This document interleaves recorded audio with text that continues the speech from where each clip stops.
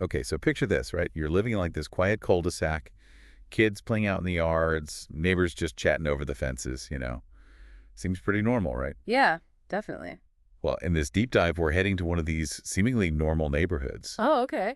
in Oklahoma City where this house, like a regular-looking house, held a truth so messed up, it would totally change everyone's lives who were involved. Oh, So what really gets me about this case is how easily, like, bad stuff can be hidden under, just everyday life. right. We usually think of, like, I don't know, abuse and neglect happening in these, like, really rough places far away from our own lives. But this story, man, it's a reminder that these things can happen anywhere, even in those places that look totally perfect. Yeah, I totally agree. It's like a reminder that we can't always judge a book by its cover. Exactly. And it all started with this woman named Doris Cole. She owned a business, and she was really, really good at noticing things, little details. Oh, interesting. Yeah, Doris had hired a contractor for some work around her place, but there was something about his family that, I don't know, just felt wrong to her. His daughters, who were teenagers, they were always kind of messy, and like Mm. Doris noticed they couldn't even read or write. They struggled with even the simplest things. Hmm. Those are some pretty big red flags. Like, it makes you wonder what was going on in that household. Right. And it's these small observations that can be so crucial. Doris's gut was telling her something wasn't right, even if she couldn't put her finger on exactly what it was at that point. Yeah, sometimes those gut feelings are worth listening to. It's like our intuition is picking up on something that our conscious mind hasn't processed yet. Exactly.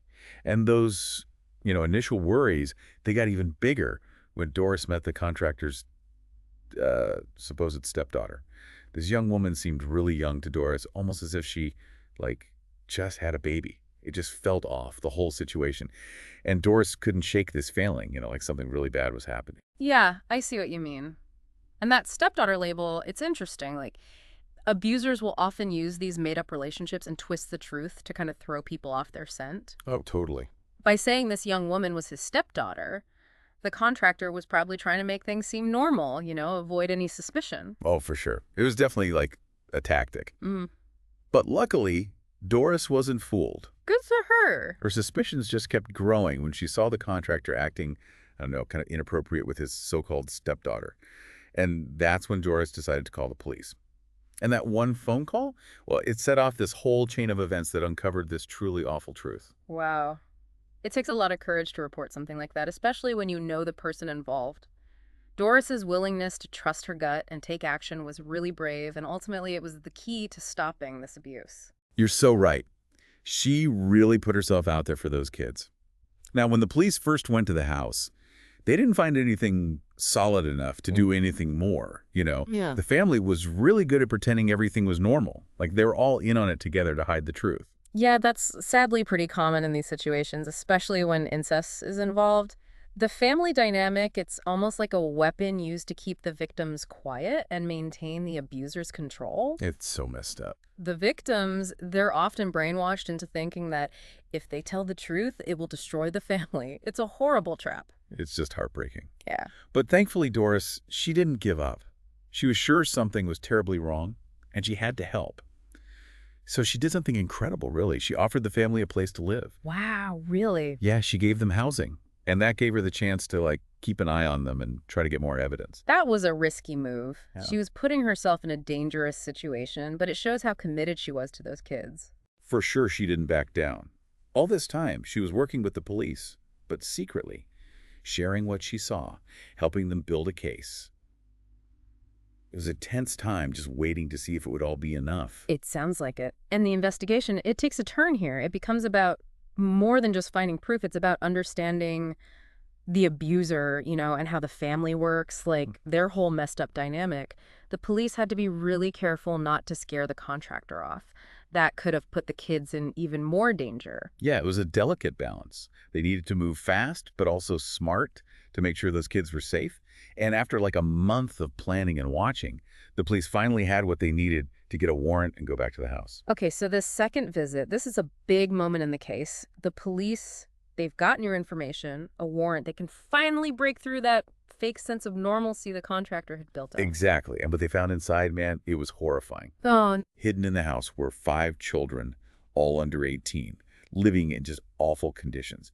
They were filthy, their teeth were rotting, and they were all sleeping on one dirty mattress on the floor. God, that's terrible. That's not just neglect, that's like intentional cruelty. Abusers use these awful living conditions to dehumanize and control their victims. Taking away basic needs and making them live in filth, it's all about the abuser showing their power and dominance. It's just sickening. But the worst part, the most shocking thing, was still to come. As the investigation went on, the truth about the family came out.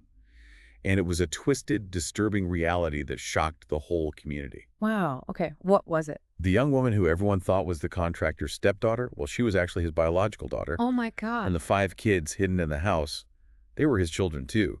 Years of abuse, it was just horrific. Right. This is so awful. This kind of abuse is just the worst because it takes advantage of the love and trust that should be at the heart of a family.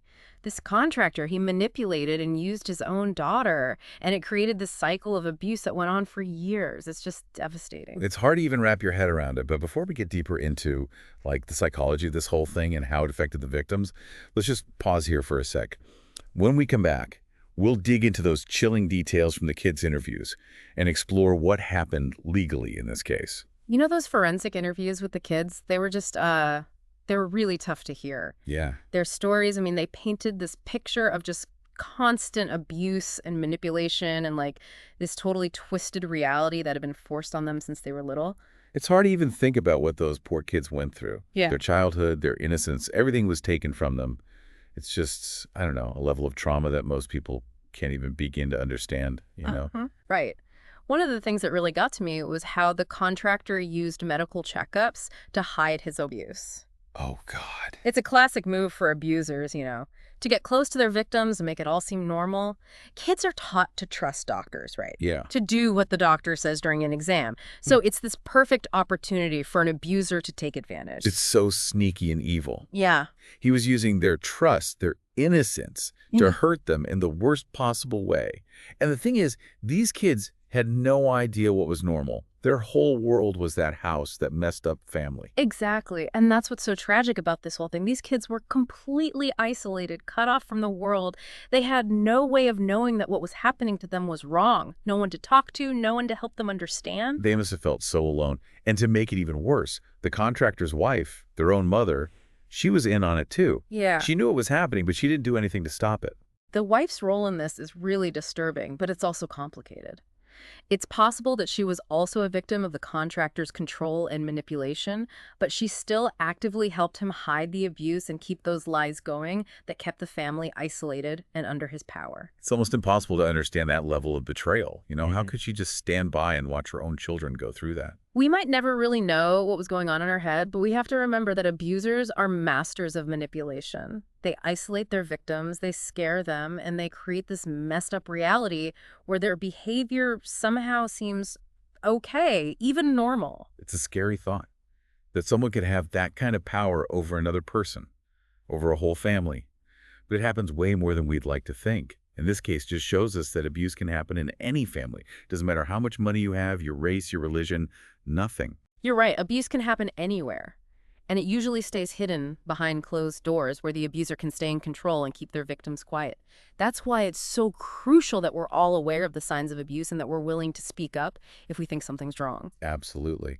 You know, when this all came out, the community was just stunned. People were disgusted and just couldn't believe that something this horrible could have been happening right there in their own neighborhood. It's understandable. We want to believe that our communities are safe, that our kids are protected. But the truth is that abuse can happen anywhere, and it often goes unnoticed for years.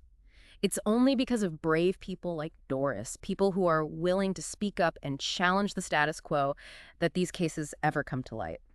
Doris is an amazing woman. Her bravery and determination saved those kids' lives.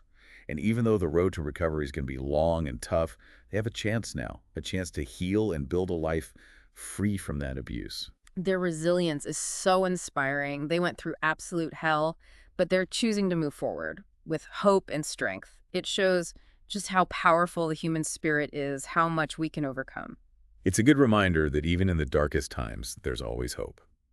But before we talk about what happened after this case and how these kids are getting the help they need to heal, let's talk about the legal side of this. What happened to the contractor and his wife? Did they face any consequences for their actions. Yeah, the legal proceedings in this case moved pretty quickly. They didn't mess around. Good. The contractor was charged with a whole bunch of things like incest, child abuse, and neglect. And his wife, she was charged with child endangerment and being an accessory to those crimes. Those are some serious charges. Yeah, and those charges show just how bad their actions were. The courts knew they had to be held accountable for all the years of abuse and the suffering they caused those kids. I'm glad to hear that. What was the outcome of the trial? Well, both the contractor and his wife, they were found guilty on all counts. The contractor, he got a life sentence with no chance of parole, so he'll never be able to hurt another child again.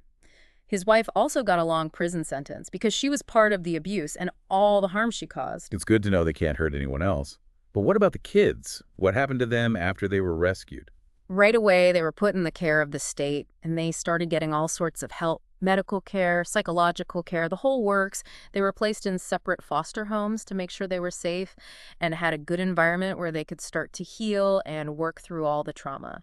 I bet it was scary for them at first, being taken away from the only home they knew, even if it was a terrible place. Definitely. Being separated from their family, even in a case like this, it's a huge trauma for any child. But their safety and well-being had to come first, and the foster care system was there to give them the support and stability they desperately needed. And how are they doing now? It's a long, hard road to recovery, but all the kids are showing incredible strength. They're in therapy, they're getting counseling, and they have special educational help based on what each of them needs. They're slowly starting to rebuild their lives, learning to trust people again, and figuring out what it really means to be a kid in a safe and loving home. That's amazing to hear. It gives me hope knowing that they have a chance for a better life. This whole case has been just a whirlwind of emotions, horror, anger, sadness, but in the end, there's this sense of relief that these kids are safe and are on their way to healing. It just shows how strong the human spirit is, the power of resilience and how dedicated those people are who work so hard to protect kids who are vulnerable. Doris's bravery in speaking up was the key to stopping this abuse. She saved those children's lives. It reminds us that we all have a part to play in protecting kids and stopping abuse from happening. Exactly. We need to pay attention, know the signs, and never be afraid to speak up if we suspect something's wrong. Even if it turns out to be nothing, it's always better to be safe than sorry when a child's safety is at risk. This deep dive has been tough, but so important. We've looked into a really dark part of our world, but we've also seen the importance of hope, resilience, and human connection. And the importance of getting help. If you or someone you know is being abused, please reach out for help. There are people and resources out there to support you. You don't have to go through this alone. Thank you for being with us on this journey. We hope you'll keep exploring these crucial issues with us on future deep dives. Yeah, so about the legal stuff in this case, they moved pretty quickly. They didn't waste any time. The contractor, he was charged with a lot of stuff. Incest, child abuse, neglect. And then his wife, well, she was charged with child endangerment and also helping him with the crimes. Wow, yeah, those are some really serious charges. Yeah, they are. And I think it shows just how awful what they did was. The courts knew they had to make them pay for all those years of hurting those kids, all that suffering they caused. Right, yeah, absolutely. So, what happened? What was the outcome of the trial? Well, both the contractor and his wife, they were found guilty on all charges. Wow, that's good to hear. Yeah. The contractor, he got life in prison, no chance of getting out. So he'll never be able to hurt another child. And his wife, she got a pretty long sentence, too, because, she helped him do all those awful things, and she caused a lot of damage, too. Well, at least there's some justice, knowing they can't hurt anyone else. Yeah. But I keep thinking about the kids. What happened to them after they were rescued? Right away, they were taken care of by the state, and they got, all the help they needed, medical care, therapy, everything. And they were put in different foster homes so they would be safe and have a good place to start to heal from, all that trauma. I can imagine it must have been so scary for them at first, right? Being taken from the only home they had ever known, even if it was a terrible place. Oh, absolutely. I mean, taking a child away from their family, even in a situation like this, it's a really traumatic thing. But, keeping them safe was the most important thing. Yeah. And the foster care system was there to give them that support, that stability they needed so badly. So how are they doing now? It's a long and it's a tough road to recovery. But each of those kids, they're showing such incredible strength. They're going to therapy, they've got counseling, and they're getting special help with school based on what each kid needs. Yeah. They're slowly starting to put their lives back together. They're learning how to trust again. They're learning what it really means to be a kid in a safe and loving home. That's that's just wonderful to hear. It gives me a lot of hope knowing that they have a chance at a good life. This whole case, it's been such a roller coaster. There's horror, anger, sadness, but in the end there's relief. Relief that those kids were saved and that they're getting the help they need to heal. It really speaks to how strong the human spirit can be, right? That resilience. And it shows how dedicated all those people are, the people who work so hard to protect kids who are vulnerable. Doris is so amazing. Hmm. She was so brave to speak up. She saved those children's lives. It reminds us that we all have a responsibility to protect kids and do what we can to stop abuse from happening. I agree. We have to pay attention, we have to know the signs, and we should never be afraid to say something if we think something's wrong. Even if we're wrong, it's always better to be safe than sorry when it comes to a child's safety. This deep dive has been hard, but it was so important to talk about all of this. We've seen a really dark side of humanity here, but we've also seen the power of hope and resilience and just how strong human connection can be. Yeah. And it shows how important it is to reach out for help. If you or someone you know is experiencing abuse, please reach out, get help. There are resources out there, people who care, and no one should have to go through this alone. That's right. Thank you all for joining us for this deep dive. We really hope you'll keep exploring these important topics with us on future episodes.